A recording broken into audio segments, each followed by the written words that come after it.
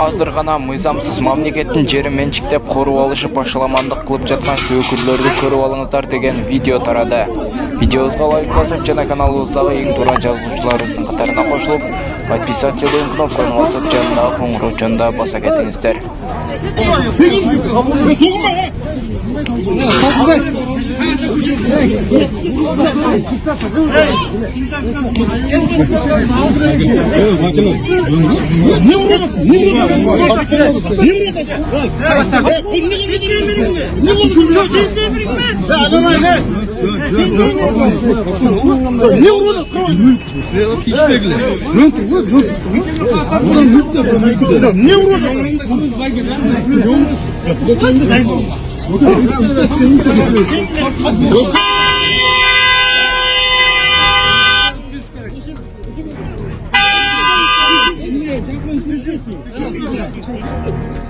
Өлкөдө алгачкы ирет Этмай багытында өстүрүлгөн Арашан породасындагы койлорго электрондук чип басыла баштады.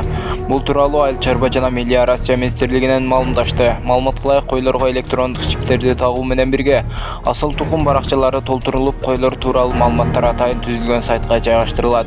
Ошондой эле чип тагылардан мурда ар бир койдун салмагы, бою, куйругунун чоңдугу, баш жана кулактары текшерилет. Электрондук чиптер койлорду аралыктан идентификациялоого мүмкүндүк берет.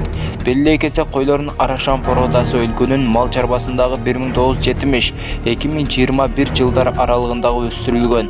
Учурда мындай породадагы койлордун саны өлкө боюнча 5800гө жакын. Бул койлордун баасы болжолдуу түрдө $5000, ал эми козулары $500 жогору.